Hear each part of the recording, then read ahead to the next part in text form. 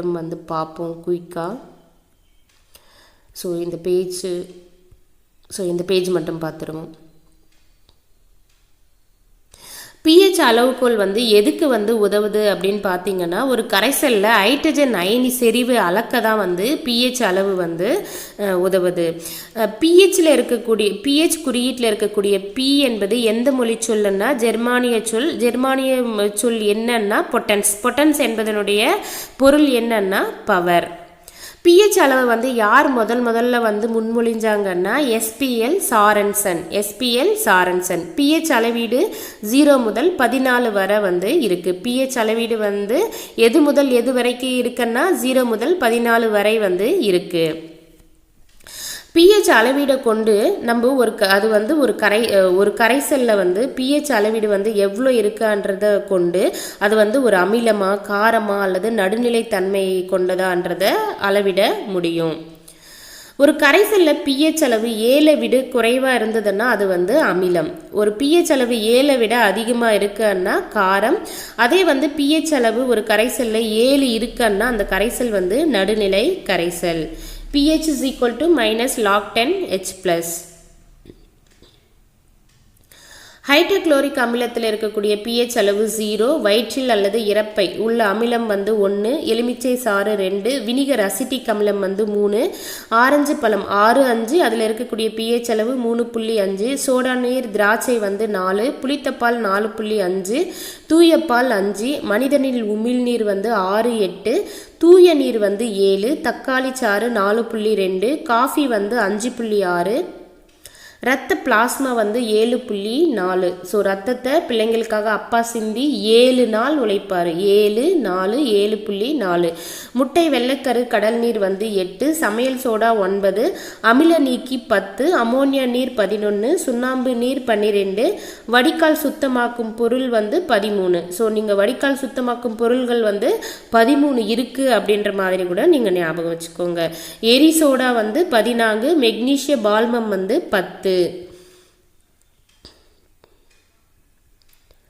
அடுத்து வந்து பார்த்தீங்கன்னா மனிதர்களுடைய ரத்தத்தினுடைய pH மதிப்பு எவ்வளோன்னா 7.4. ஸோ மனிதர்களுடைய ரத்தத்தின் pH மதிப்பு எவ்வளோன்னா 7.4. பார்த்தா இது இந்த முடிஞ்சது. மனித ரத்தத்தின் pH மதிப்பு எவ்வளோன்னா 7.4. நமது உடலானது எந்தெந்த pH எல்லையை சார்ந்த வேலையை செய்கிறதுனா 7.0 முதல் 7.8 வரை உள்ள pH எல்லை சார்ந்த வேலையை வந்து நமது உடல் வந்து செய்கிறது. மனித உள்ள வந்து திரவம் ஹைட்ரோக்ளோரிக் என்ற திரவம் மட்டும்தான் இருக்கான்னா கிடையாது. நமது உடலில் வந்து திரவங்கள் வெவ்வேறு pH மதிப்புகளை கொண்ட திரவங்கள் வந்து இருக்கு. மனித ரத்தத்தின் pH மதிப்பு எவ்வளோன்னு பார்த்தீங்கன்னா 7.35 7.45.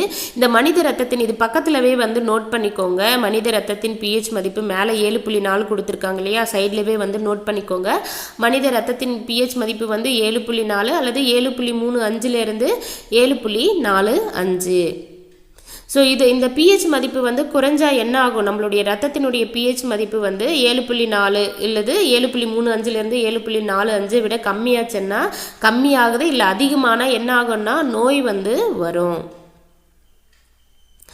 நம்ம இறப்பையில் உள்ள திரவத்தின் தோராயமான pH மதிப்பு 1 அல்லது 2.0 ரெண்டையுமே தெரிஞ்சுக்கோங்க. மனித உமிழ்நீரின் pH மதிப்பு எவ்வளோன்னா 6.5 7.5. மனித உமிழ்நீரின் pH மதிப்பு 6.5 7.5. பற்களின் மேற்பரப்பு படலம் வந்து எதனால் வந்து மூடப்பட்டிருக்கு கவர் பண்ணியிருக்கு அப்படின்னு பார்த்தீங்கன்னா கால்சியம் பாஸ்பேட். கால்சியம் உங்கள் பேஸ்ட்டில் கால்சியம் இருக்கா உப்பு இருக்கா அப்படின்னு வருவாங்க இல்லையா. ஸோ கால்சியம் பாஸ்பேட் வந்து நம்மளுடைய பற்களின் மேற்பரப்பு படலத்தை வந்து பாதுகாக்குது. மிக கடினமான ஒன்று, அது வந்து நம்மளுடைய பற்களை வந்து பாதுகாக்குது. உமிழ்நீரின் pH மதிப்பு எதை விட கம்மியான பற்சிதைவு வந்து நடைபெறும்னா 5.5. நம்மளுடைய பற்பசைகளில் பேஸ்ட்டில் வந்து என்ன இருக்கும்னா காரத்தன்மை வந்து கொண்டு இருக்கும். சிட்ரிக் அமிலம் போன்ற பழங்கள் வந்து எந்த மண்ணில் நல்லா விளையும்னா காரத்தன்மை கொண்ட மண்ணில்.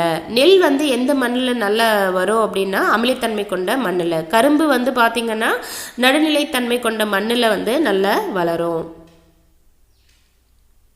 மழை நீரின் pH மதிப்பு எவ்வளோன்னா 7. தூய நீரின் pH மதிப்பும் 7. மழைநீர் வந்து ஒரு நடுநிலைத்தன்மையை கொண்டது. ஏன்னா நடுநிலைத்தன்மை என்னவே அதனுடைய pH மதிப்பு என்ன இருக்கும், 7 இருக்கும். அப்போ தூய நீர் மழைநீர் எல்லாம் ஒரு நடுநிலைத்தன்மை. அமிலமழை பொழியறதுக்கு என்னென்ன வாயுக்கள் வந்து மாசடைகிறதால அமிலமழை பொழியுதுன்னா sulphur dioxide, nitrogen oxide.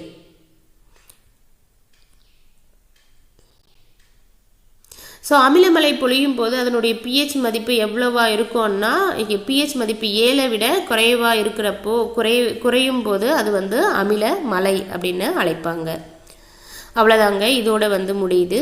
Thank you.